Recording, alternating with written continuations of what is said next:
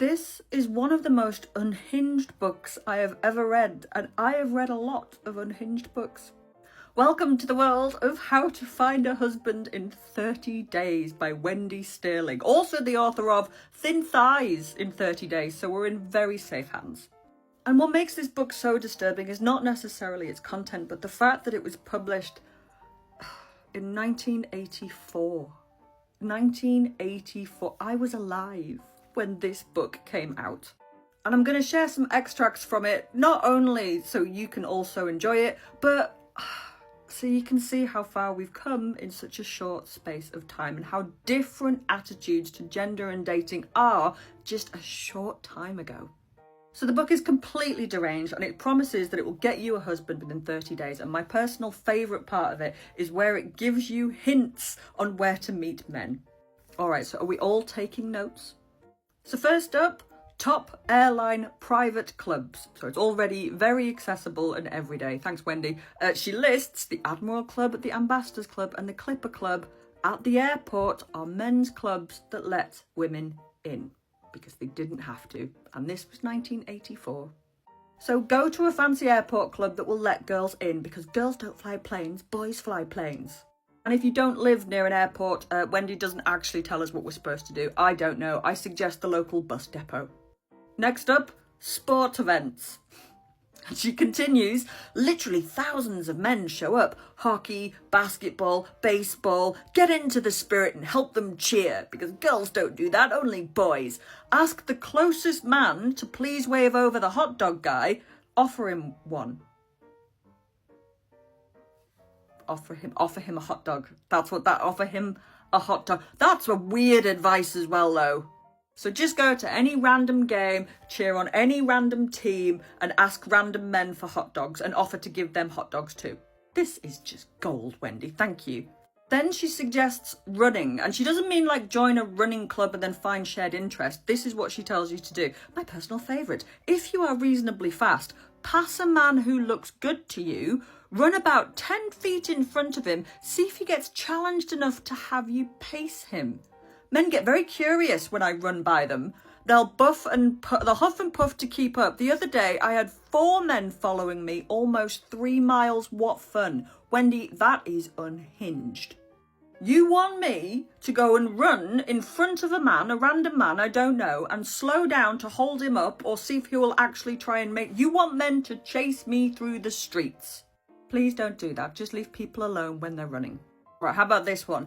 Go to the car wash. Honestly, men in my research, and she has done a lot of research, kept saying how they'd help girls hold the big, heavy hose. I bet they fucking did, Wendy.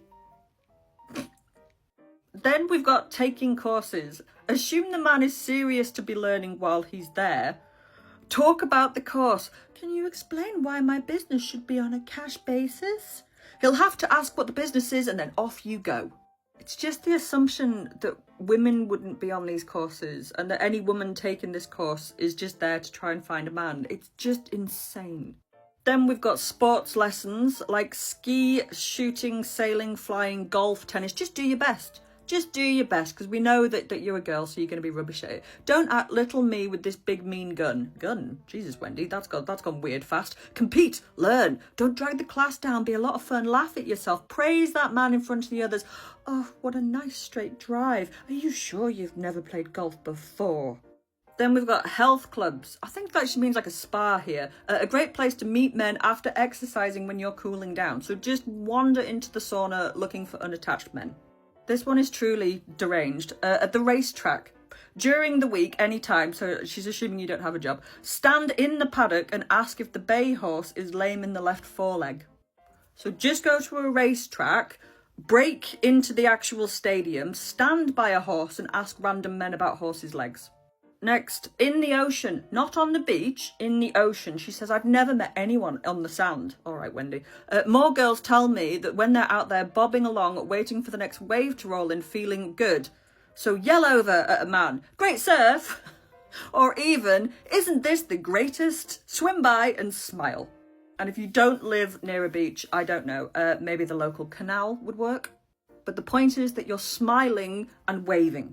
Then we have grocery shopping, which doesn't sound too bonkers until you actually read it. Go on the weekends, then have your cart crash into his, seriously, in the checkout line, and then compliment him on picking out such perfect apples.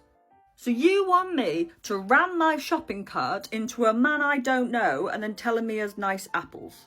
And pray, Wendy, what do we do when the security are called and escort us from the premises? Then we've got anywhere that there are cars.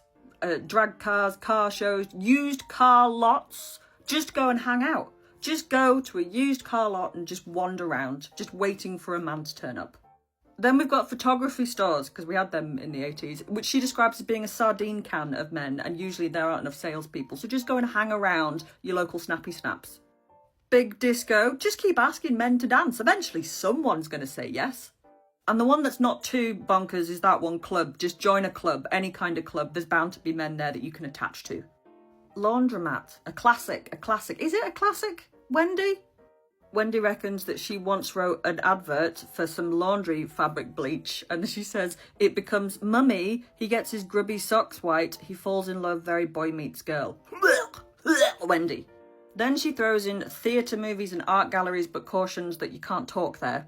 But you should still go and have some fun, silently. Then shopping malls, see grocery stores, and then auctions, of course. Where else would you meet your husband but at an auction?